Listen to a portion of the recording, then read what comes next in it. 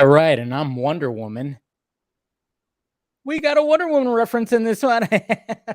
Yeah, kind of a continuity breaker, by the way. Another one, right? Another like little one, because we've talked about this before too, about mentioning of an extended universe, right?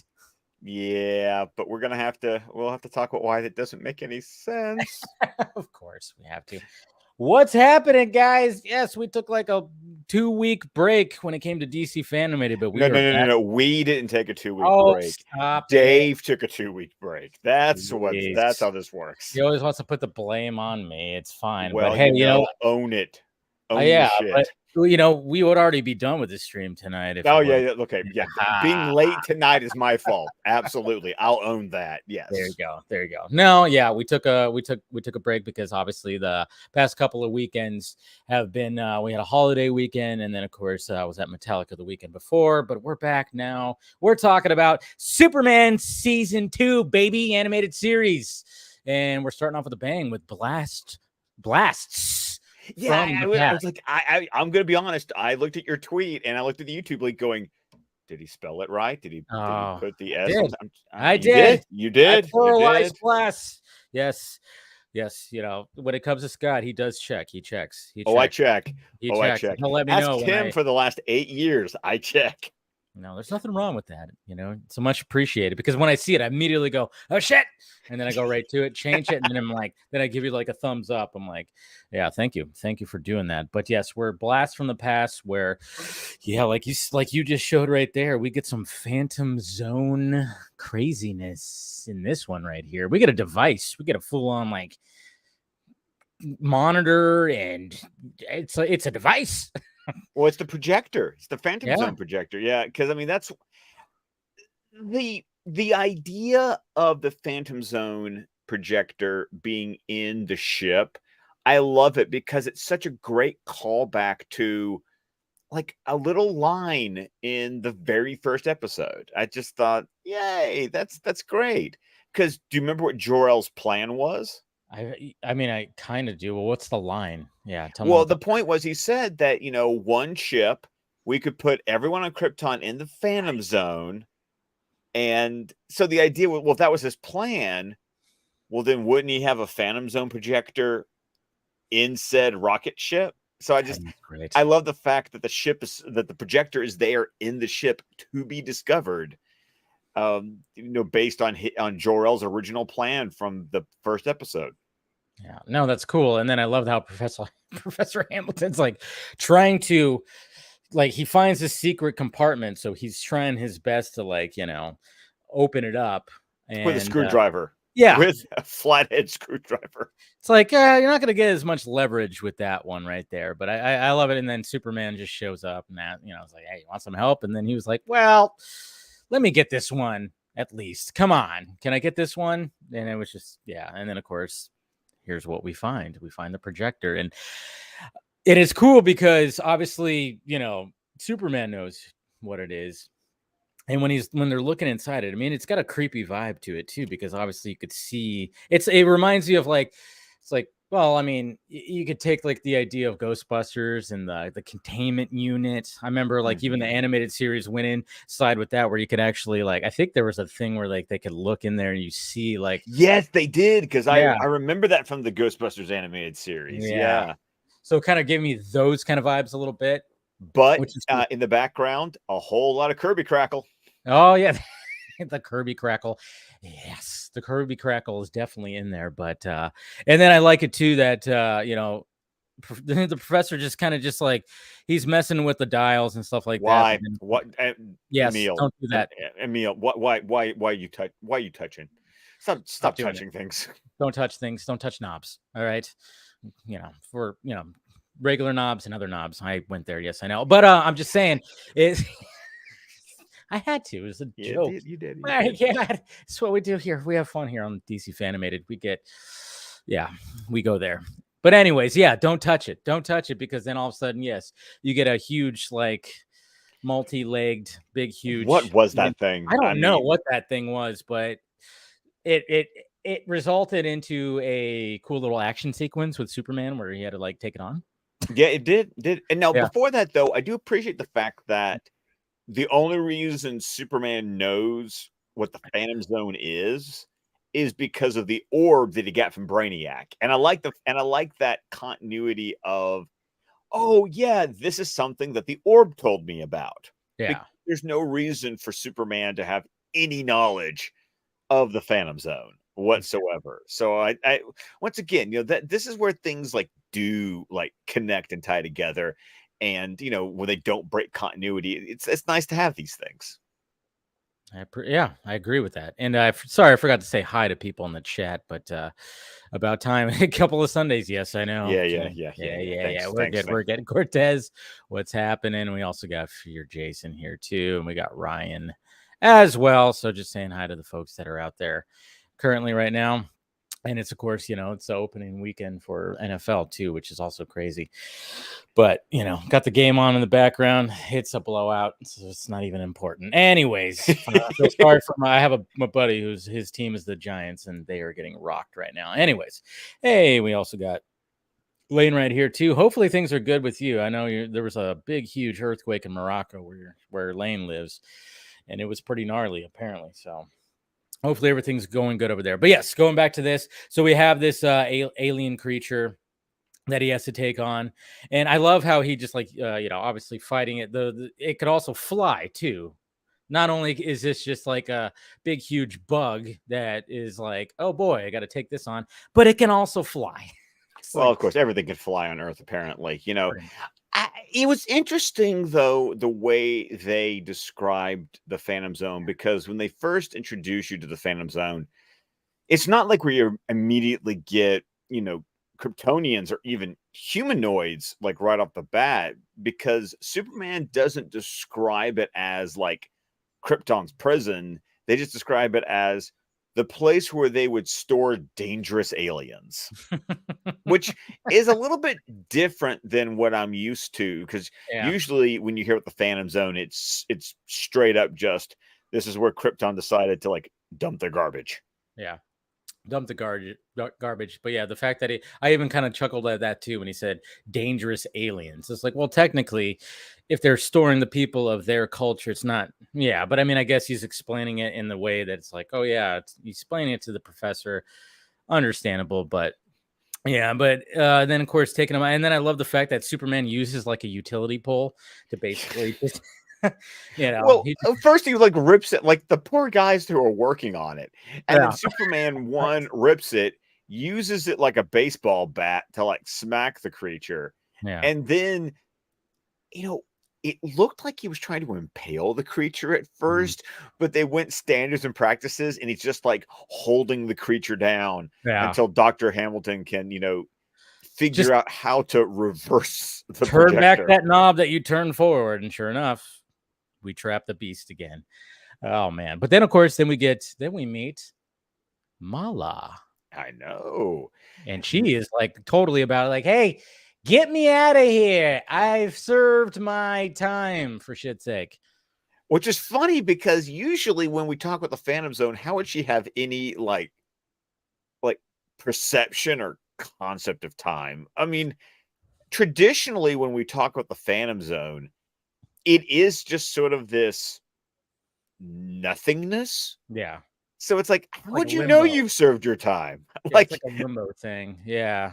It is kind of interesting. And then they kind of communicate with each other too. Like Superman just talks and she can hear him, Yeah, but I chalk that up to the projector. True. Yeah. But she flat out, name drops and goes like, yeah, well, obviously he says he's Kal-El. So he goes, well, I'll find Jor-El. He will back me up. So it's just kind of like one of those things like, oh, she knows his father. And then, of course, we get a little backstory with Mala when it comes to, I was having trouble like listening what his name is. I know it's Jax, but Jax-Ur? Jax-Ur. Right? Okay. Yeah. So Jax-Ur, Jax-Ur. Okay. Now in the comics, originally Jax-Ur was the original like big bad Kryptonian. Like thanks to Superman 2, we all and from that point on we all think of Zod. Yeah. But in the comics, it was Jax-Ur because in the comics Jax-Ur was a scientist I'm most familiar with the interpretation of Jax-Ur as the scientist who creates the world destroyers, which, fans, if you've seen Krypton or you've seen Man of Steel. Oh, and this is what I thought about. Like when you see those Krypton sequences at the beginning of Man of Steel, and you see the destroyed moon in the sky, that's the moon's name is Wegthorn. Now, in the comics, the reason that moon is destroyed is because it was a test of Jax-Ur's world destroyers. And so he blew up one of Krypton's moons as a demonstration of look what I can do. Yeah, exactly. So that's where Jax-Ur originally comes. And I actually got introduced to Jax-Ur through this really great novel by Kevin J. Anderson called The Last Days of Krypton. And it's a cool novel because what Kevin J. Anderson tried to do was he tried to take all the various versions of Krypton's history and he kind of amalgamated them together to create, a streamlined version of what Krypton was like before it was destroyed and what was the series of events by combining many different versions and kind of creating a one version. So that's kind of cool. And also because in the comics, Jax-Ur was such the big guy that he was actually depicted in some comics as he would give Zod orders. So it's interesting. I always find it interesting that this animated series went with Jax-Ur, even though they gave him kind of a Zod-like personality and a Zod-like story. And I tried to do some research about why they use Jax-Ur instead of Zod. And unfortunately, I didn't get anything definitive. I got a lot of speculation. And because some say that apparently there was some sort of like unspoken rule after Superman 2 to not use Zod again. Yeah. In other media. Kind of wondering, yeah. I've heard that was thing, but once again, there was nothing definitive or anything for me to like say because in the comics, they post crisis, starting with John Byrne, DC really did go with this last son of Krypton. Like Superman is it. Yeah. So if you saw other Kryptonians, you either learned that they weren't Kryptonians or they were Kryptonians from like an alternate reality. But the idea was that there was this hard line for a while that no, Superman truly was the last surviving Kryptonian. So that kind of led to there wasn't a quote real Zod in the comics for years, decades, literally. Interesting. So that's one theory that came up. The other theory was that there might have been like a rights or copyright issue or something. Like they just couldn't use Zod. And so they went with kind of the original big bad with Jax-Ur. Because then because you also got Mala, who is a complete creation for the animated series. Mala is not an actual character from the comics. Yeah. And she does sound like she has a voice of somebody that we should know. Yes, I was waiting for that. Yeah. Yes. Do you know why you should know the voice? No, I don't. Because she's been in the animated universe before. Oh. Mala is voiced by Leslie Easterbrook. Okay. She was Rhonda in Heart of Steel. Ah, there it is. Okay. That's where it sounded familiar then. And I'm sure you recognize Jax-Ur's voice. No, I did not. I know. Disappointed. I know. What is it? It's Ron Perlman, man. Oh, shit. Yes. Was not even paying attention. Holy crap. It's Ron Perlman. Well, that's awesome. And he has such a distinct voice. How did I not? I don't know. I don't know how you did. I know. It's been a day. It's obviously been a day. It's been a day. But I like the fact that we actually go back to, of course, the Fortress of Solitude in this episode. And because obviously, like you said, when he said, like when obviously her talking about Jor-El and then Superman knowing about the Phantom Zone, he learned it from the orb. Where's the orb? at the Phantom Zone. So he goes back in there to try to get her backstory. And there's like a funny moment that happens in there because obviously he's like, he finds the box too. The box also that he found, obviously, that we saw in the first episode. Was it the first episode? No, it was in part 2. Part 2 of that. Okay. Because it was in the ship when That's Jonathan right. and Martha, basically, finally say, hey, you're an alien. Yeah, guess what? And then, of course, you have like the thing, the puzzle box thing that just shows the S and then it beams it into his head. So we get that. And it's just kind of funny because there's like a moment where Superman's on top of a building and all these ships flying and he ducks. I was like, why are you ducking, dude? You're like not even, it's not real, dude. It's fine. But I found it funny that he was like, because obviously you're seeing the backstory, you're seeing Jax basically just going, talking to the troops and doing all the things and like rallying them up. And you see Mala behind him. And then of course, obviously shit goes bad and you see ships like flying in, but it was just, I don't know. I had a little laugh. And I even reminded him like, did he really duck? I mean, it's like, dude, you're projected into this imagery. It's not real. What are you ducking for? But whatever. It's fine. Just thought that was funny. A cute little, it's not continuity, but did the armor of Jax-Ur's soldiers look kind of familiar? A little bit. They looked, they had, what am I trying to think of here? What are you trying to think of here? I'm gonna drop a show and I'm gonna say there's a funny little design connection. Okay. Think Batman Beyond. Okay. You talk about like the cops of Gotham City, or like no. Go back. Okay, here's your homework assignment. Okay. Go back to the flashback. Go back to the history lesson, and pay close attention to the complete body design of not only Jax-Ur's armor, but then also like his troops too. Okay. And keep Batman Beyond in mind. I think there was a little recycling that happened. Just might have been something. So it was something that was used. Okay. I would have to like go back and look at, because I'm like not. No one cheating in the chat. Don't cheat in the chat. This is a homework assignment. Damn it. But what was I thought like they looked almost robotic. Yes, they did, but I'm just saying, thinking like going back to Heart of Steel again, and like some of those robots, like some of the armor kind of looked like that. At least like with the soldiers, I don't know. Maybe, no, I don't know. But okay, well, yeah, that's the homework assignment. There you go, people. Okay, no cheating in the chat. But yeah, but it's cool, like that he's like seeing the entire seeing what happened, and she was sentenced to 20 years, but it was reduced because she was just following orders. So well, that's what they believed, though. Like that was she really though? Was she really? I mean, it's interesting that Jax-Ur gets like forever. You are banished permanently to the Phantom Zone. Yeah, and she gets 20 years.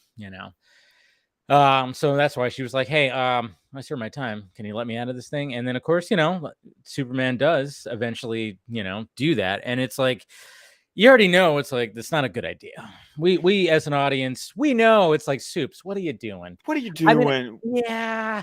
And the hopes is, I get it though. You almost understand it though, because it's like, hey, this is somebody else from my world that could be here. And maybe I can have a little help.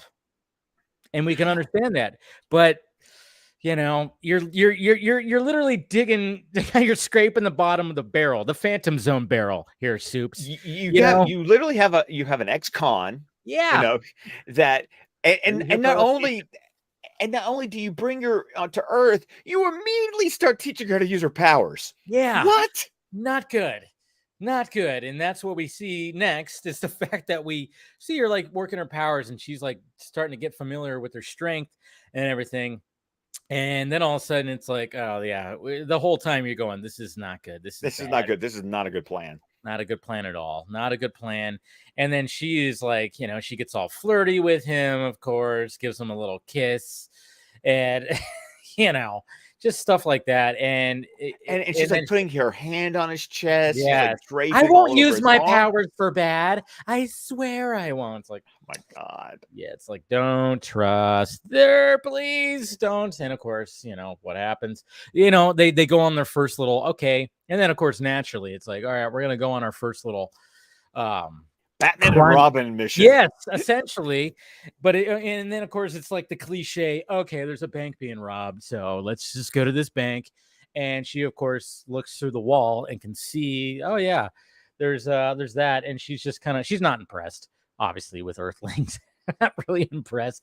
So then of course they split up, and then when some of the bank robbers leave, she tries to learn how to fly, which was like, whoa. Okay, that was fun. Yeah, I liked how she just kind of like steps off the building, and it's yeah. just kind of like, I'm floating here. Like the Superman does like the graceful, like, yes, it flies off, and she just kind of like floats away.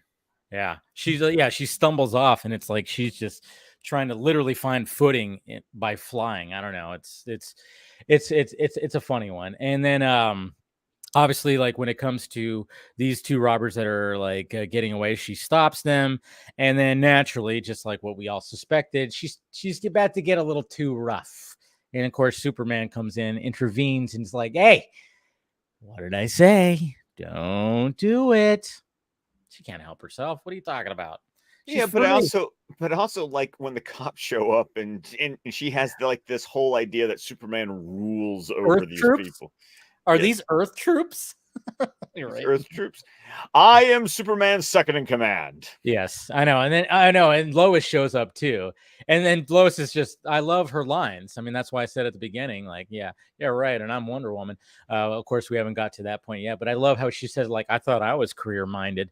It's like Lois is not having it, obviously, because it's like, who is this bitch? I mean, essentially, Lois is like, who is this bitch? I've been crushing on this man for I don't know how long now. And then all of a sudden we get this Kryptonian woman that shows up. Of course, little jealousy from Lois. Little jealousy. Little jealousy from Mala too, by the way. Yeah. She's crushing on Soups. Why not? I mean, why wouldn't she? Well, you get the idea that Mala kind of has she's attracted to power. Yeah. At least that's how I interpret it. That's good. Yeah. And so like when she was with Jax-Ur, he was the most powerful man on Krypton by her perception as the military leader. And then here on Earth, Superman being the only other Kryptonian makes him the most powerful man on the planet. So I think she has a type. She does have a type. She does. I didn't think about that until, that's a good point. Very good point. And then speaking of, the power type, of course, Mr. Baldy Dickhead couldn't help himself. And he just goes on the news and goes, look what's happening here. And okay. I was a little bothered by this scene, though. So was I. Yeah. Why? Like, it doesn't fit. It doesn't fit. No, because this Lex would, he would say these kind of things behind closed doors. Right. If he's doing a press conference, he would be subtle. He would be intimating. He's very unhinged. He was very unhinged, and it was a little on the nose. And I'm like, this is a little out of character for our Lex. Thank you, because I didn't really like. I was like, okay, cool. Lex is just going off, and it's the only time we really see him. And I mean, in this part at least, it's just like, and it was just, it did feel like a little non-Lex, a little bit like he just having a bad day apparently, and he's just like, screw it, I'm just gonna go off and have a press conference. I'm gonna beat the podium and say, like, all this stuff, and see, look what's happening right now. They're gonna rule us. They want to rule us, and blah blah blah. Man, he lost his shit.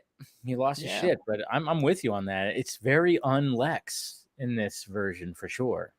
Yeah. So, but I do, however, appreciate Mala's reaction, because you can tell that her entire motivation at this point is whatever keeps me out of the Phantom Zone. Yeah. Yeah. She does not want to go back in there, because my God, I'm sure that's not fun at all. Not fun at all. Oh, you don't want to just float aimlessly in a red, timeless, spaceless void forever. Well, No, if I don't that's have to pay, if I don't have to pay bills, maybe. I'm just kidding. Yeah, no, but and then of course we have Superman and Professor Hamilton just talking about obviously her, and she overhears it, which it's like, yeah, you always gotta Superman, you have super hearing. Make sure there's no. did you know she was in the room? I mean, I seriously. know. It's like you couldn't hear her just kind of creeping in. And that, I mean, it's very tropey because we always see that where it's like Extremely tropey. so Yeah. tropey because obviously, she's trying to find her place and trying to be the good right hand man, I guess, to Superman and still learning those ways. And then all of a sudden it's like, oh yeah. Then she hears Superman talking bad about her. So it's like, all right. See. Okay, here's the thing. Okay. I don't think she actually wanted to do. She was doing Mm, whatever it took yeah. to You're stay right. out of You're the right. Phantom Zone. Yeah. I don't Yeah. think it was really about being good. It was Yeah. about having Well, someone being good so to she wouldn't go back into the exactly. That's the thing. Yeah. And I mean, do I think she was crushing on Superman a little bit to the point that, like I said, I think she has a type. He's the most powerful one in the room, so that's the one she's going to gravitate towards because he's also the one that can keep her out of the Phantom Zone. And then what really burns her biscuit is that he's even considering sending her back. And then once again, it becomes that survival instinct of I am never going back to that place. Yeah. Survival of the fittest right there, right? So yeah. She overhears that and then she tells Superman oh yeah, of course that she wants to when we get now when we're outside again, she says, and she's trying to make it seem like, yes, I will, I want to help the world, I want to do this, and this is where we get the line from Lois where she goes like, yeah, right, and I'm Wonder Woman, but it's a little out of continuity, isn't it? Well, because Wonder Woman hasn't shown up yet. Exactly. She's still on Themyscira right now. Like literally, Wonder Woman makes her first appearance to the outside world in the first episode of Justice League. Well, I mean, it's like one of those things. It really is just one of those things where it's like, it's a good line. I like it. I like that she said that. But yeah, it doesn't fit in the grand scheme of things for sure, even though we all know who Wonder Woman is. And I think that's what they're really going for. And it's, I mean, again, it's like you just kind of you throw it in there. At this point, we're in season 2. Do you know that do we know what's going to be happening with Wonder Woman at this point?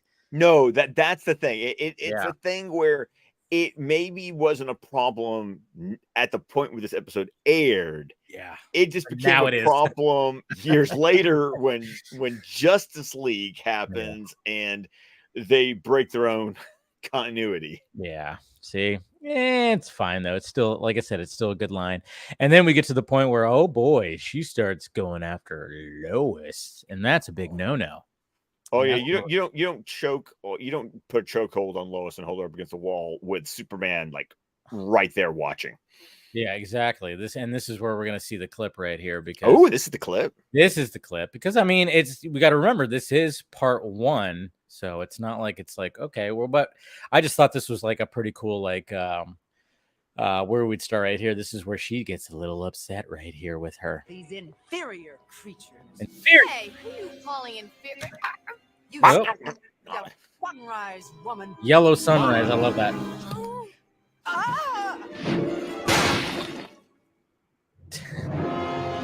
Uh-oh. Now it's on. I like how the music went. Yeah. Dun, dun, dun. Destroy every being on this planet. This is where she starts losing it right here. You okay? Don't snap her neck. Whoa. Take her off. Talk about high maintenance. It's about high maintenance. She just keeps making her I jabs. found your weakness. You care about that twig. I care about everyone. She's got some So gnarly you're pushing eyebrows it too, right by the now. way. Well, I'm checking out her eyelashes though. I know, right? I'm The not animated Jax-Ur. series does always good with the eyelashes on females. And then we got this Space Needle like No, type building right here. Aren't. Dun, dun, dun, dun. Uh-oh. He's gonna get thrown into a building. No bueno. love it. Ah, It's always weird when I like for that some shot of reason the him, like, animators put whites around the eyes. It's right? like, no. Leaving it right there. But he's struggling once again. He's still Exactly. struggling. Good. I do, however, love how he solves the problem. You know, when he eventually, and we'll probably see it in this clip, as he lifts it up and he just rests it like, On a perfect spot right here with these buildings. I know, right? Like, all right, let's just put this right here. It's like, yeah, tomorrow. It'll be even. The yeah. weight will be evenly distributed. Exactly. Now, those poor people can't get out of that restaurant right now, Right. but at least they're alive. Yeah, exactly. It's like, what happened to the people like in the restaurant right there? But hey, it's that's something for people to worry about, because we have something else to worry about, because we got Professor Hamilton that just is waking up and going, oh my god, she took the freaking the projector, she's going to release more people, and we already know who she's gonna actually release. And yeah, and when she does eventually release Jax-Ur, I like the cool thing about the way that sequence is animated is, it's called the Phantom Zone. So there's a lot of different interpretations about like what happens to people when they're actually put into that dimension. yeah, And I like the way that there's like, it's not just like the beam blast and then Jax-Ur's there. It's like he has to reconstitute in a way. It's like there's layers of upon layers of like bringing him back to where he eventually becomes like solid in a way before he, drops on the ground. I mean, once again, this episode is not well animated. It's the B team as far as the animation is concerned. But I loved the thought behind that sequence of them like reconstituting from the Phantom Zone. I like that too. And that's pretty much, I mean, obviously that's the good way to be like, all right, here it is, he's back, and then to be continued. Yeah, so the episode just kind of ends. Yeah, kind of ends. That's why, like, when it came to the clip, I was like, all right, let's use the clip where she goes after Lois, because I mean, there's not much happens in this episode. Yeah, and I'm trying to remember part 2. Is it better? You know what? I been a while, so it's been a while, so I don't have a lot of memories of this one. And yeah, because this one's just like it's a good, just like, hey, we're showing you what's going on here. It's a good first act, I guess you could say, almost like, hey, here it is, and then he releases. It's a lot of setup. It's a lot of setup. And we've had to deal with this before, where the part ones are kind of like, that was an episode that we watched. Yeah. And this one's, it's a little low key, kind of like, all right, season 2, not starting off the strongest way, but kind of, because we got these other Kryptonians. And so it's like, if you watch this and you see to be continued, you're intrigued, because you're going, like, true. Oh, shit. Yes. Yeah. So you're like, oh, he's out now. Oh boy, part 2 is going to be fucking crazy. So, but this was just a lot of setting up in this episode. Yeah. So we're just kind of like, okay, yeah, it's fine. Once again, when it's okay, it's not like Batman in my basement. We're fine. Trust me, we have our bar. We have our bar, and that one's always where it's at. That's where it's at. Yeah. So I mean, it's just a lot of setting up, and things happen, but it's just, I don't know. It's just kind of like, oh yeah, it just ends. It's like, okay, that's a good way to end it. Okay, so now I'm looking forward to part 2, because I really don't. I'm like drawing blanks on how. I'm drawing a lot of blanks myself. So I love that. We're gonna go into this kind of like, oh yeah, this is that happened, and hopefully, and I think we, we both of us might be like, yeah, part 2 definitely better, which I think it might be. I think it has to be. It has to be, right? Because of all the setup. It's like, but that's what we'll be watching for next week, of course. Blast the What? Past. I don't get to reveal to you what episode. I know. It's like we already know what next week's gonna be. Dun dun dun. I know. Yeah, so that's what we will be watching next week. But yeah, when it comes to this one, it's just a lot of setting up, interesting things that are happening. Superman ducking from spaceships that aren't really there, but hey, You're just not gonna let that one go, are I you? know. I'm not gonna let it go. I just thought it was funny. I just laughed because I was like, oh yeah. But yeah, that's pretty much it. So there you go, guys. Hopefully, you guys enjoyed this little discussion for Blast of the Past, from the past, part 1, and we'll watch part 2. So anything else to add, Scott? No, I think that. Oh, I wanted because I ooh. was kind of talking about Jax-Ur and Zod. I did want to take a moment to make sure that everyone knows, because since Mala was a character created for, the animated series, but she's clearly inspired by at least a couple of characters that you would be familiar with. I think it's interesting to note that when we talk about Feora and Ursa, at this point in the comics, depending on which interpretation you're reading, they both coexist. Yeah. But Feora was created in the comics while Superman 78 was in production. Ursa was a character who is entirely created for the movie. Yeah. She didn't exist in the comics, but Feora also, but you can't say Ursa was based on Feora, because Feora was introduced in 1977 while the movie was being made.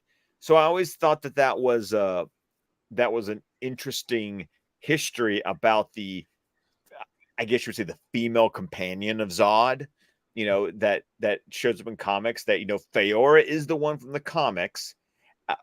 And then, like, in post-crisis, they changed her name in the Pocket Universe to Zeora. Ursa was not introduced into the comics until guy with the ball cap wrote a series of arcs with Richard Donner in Action Comics in like the mid 2000s, and that was when the arc is called Last Sun, and that introduced Zod, Ursa, and Non into like comic continuity. So just a little bit of a history lesson there. I felt like that with Jax-Ur and Maul in this episode, that was a great time to introduce a little like Superman 101. No, yeah, I like it. I like it when you do that. And because I even thought about that too. I was like, all right. And I looked her up. I looked up Mala, and I'm like, oh yeah, she was just for the animated. And I'm like, I wonder why, and again, just the fact that it's like they didn't use Zod, they didn't use a Feora or an Ursa or something like that. And it's like, so it's like we have this Zod-like character, and we have almost like a Feora type character as well too. And it's just, so I like the fact that you gave that little, because I was kind of wondering, I'm like, okay, so yeah, the female right-hand man, I guess you could say, that these characters have. And I'm like, but I think we covered that pretty well. And yeah, I don't think we got anything more to say. I don't. I'm like trying to think. I'm like, is there anything more? No. It's there's a lot of setting up. A lot of setup. We'll be back here next Sunday, and we'll talk about part 2, which should be better. Yes, we're gonna be more like, oh yeah, it definitely was. So, anyways, go ahead and let's send us off, Scott. Well, of course, you can find me on X at ScottDC27. I'm actually going to take an opportunity to announce I'm on Instagram now. What? I know, I'm playing around with it. But you can find me there at McMurlin, with a Y, by the way. So check me out there. But of course, you can find my podcast, the DC Squadcast, wherever podcasts can be found. We're on Vero, Facebook, and YouTube with the entire network of shows at squadcastmedia.com. I suspect we might have a new episode coming out soon, considering that a certain trailer is going to be dropping in 4 days. Yeah, that was big news tonight. Finally. Jesus. Finally, it exists. Yes. Sad. Sad that that's the case. But yeah, we're talking about Aquaman and the Lost Kingdom, if anybody's wondering. Yeah, they dropped the tease to the trailer. It's like, oh, look at that. And the visuals look fucking stunning. No, they do. They really, that's the one thing. Yeah. And this coming from a guy who really doesn't care that much for the first Aquaman movie. Ooh, okay. But once again, it's always looked gorgeous. So, that's where I'm landing on Lost Kingdom. It's like, can I actually like really enjoy this one? It's like you hope, fingers freaking crossed. Yeah, we really hope. But the story might not be there, but the visuals definitely will be there. Yes. They were the first one. But yeah, so catch that, guys, and like I said, hit that like thumbs up. We'll talk. Phil, did you have anything else? Sorry, No, that was it. I'm good. That was it. I had a feeling. Okay. Yeah. Smash that like thumbs up. Hit that notification bell and subscribe to all that. We'll be, of course. Obviously, I'm gonna be talking about Aquaman 2 tomorrow on Film Junket Live at 6 p.m. Pacific Standard Time. All right, guys. We love you, and we'll see you back here next week. Talk to you later.